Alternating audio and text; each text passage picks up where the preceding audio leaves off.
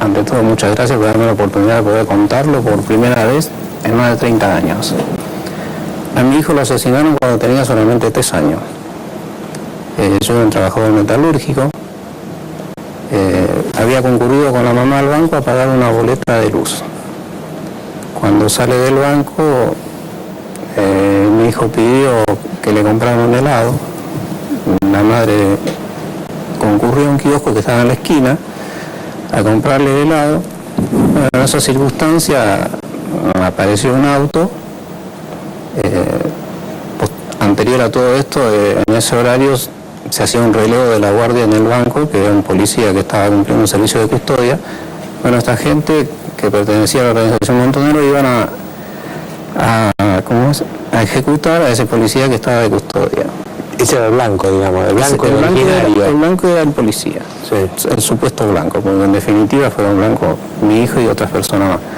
En circunstancias que estaban comprando, bueno, una chica que iba en ese auto le dispara a este policía. Cuando cae, baja con una bolsa con nafta, le vacía la bolsa de nafta, le prende fuego, acto seguido se sube al auto, cubre su retirada con una ráfaga de ametralladora y una de las balas le da a mi hijo,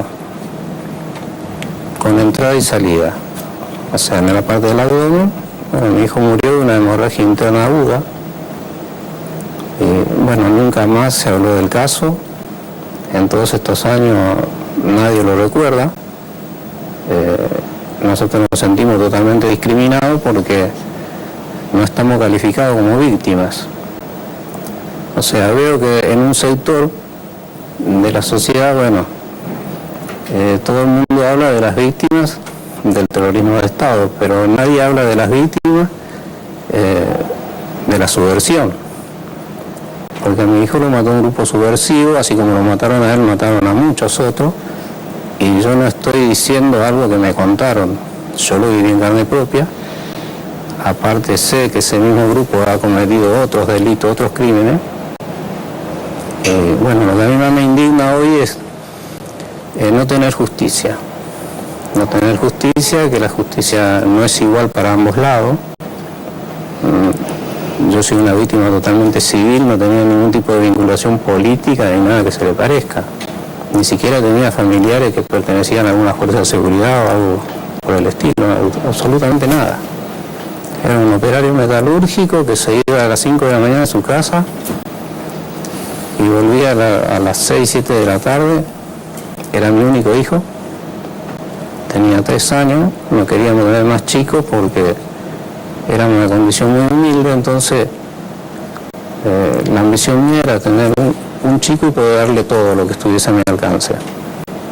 Bueno, no pude lograr ese objetivo porque me lo sacaron de las manos. Y lo más indignante es que hoy nadie se acuerda de esas víctimas, ¿entiendes?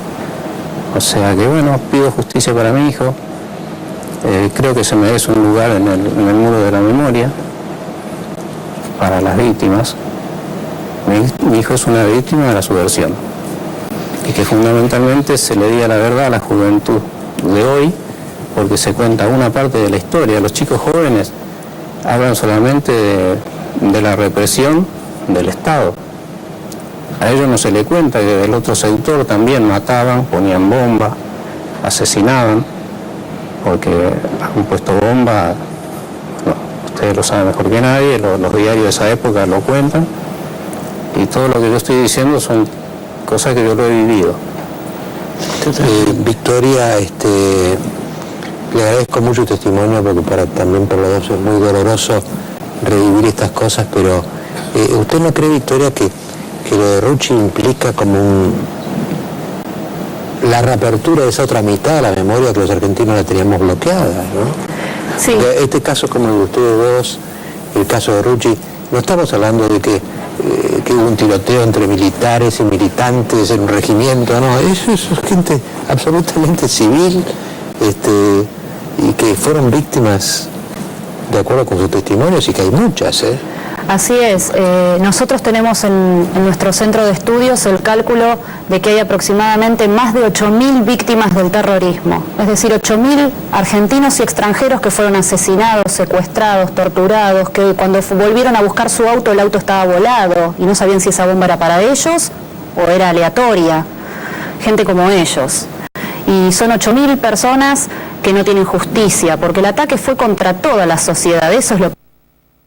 El terrorismo no hizo foco en un grupo, en un sector, en los militares o policías. Hizo sector en todos los que pensaban distinto, en los jueces.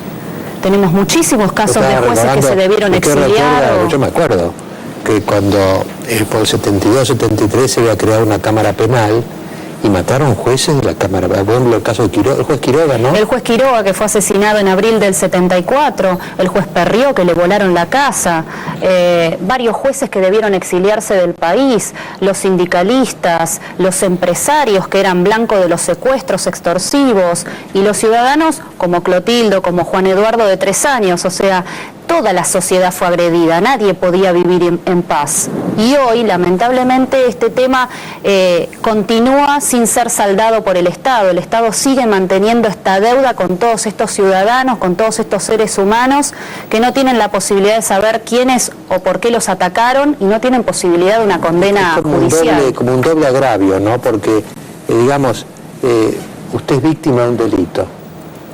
Bueno, ya es víctima de un delito. Y después viene una historia que deforma la historia de ese delito y se la cuentan de otra vez. Usted de alguna manera, 2 veces. Muere 2 veces, porque ustedes mueren 2 veces porque han tenido las muertes en sus familias y después han tenido la distorsión de lo que pasó. Exacto, exacto. La historia los mató. La historia los mata nuevamente.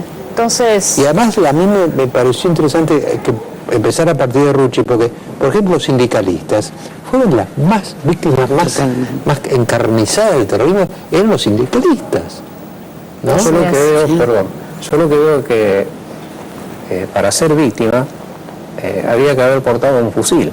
Los que portaron un fusil hoy son víctimas. Y nosotros, mi hijo, que era un niño de 3 años, no es víctima porque obviamente no portaba un fusil. Eso es mi razonamiento. Yo les agradezco mucho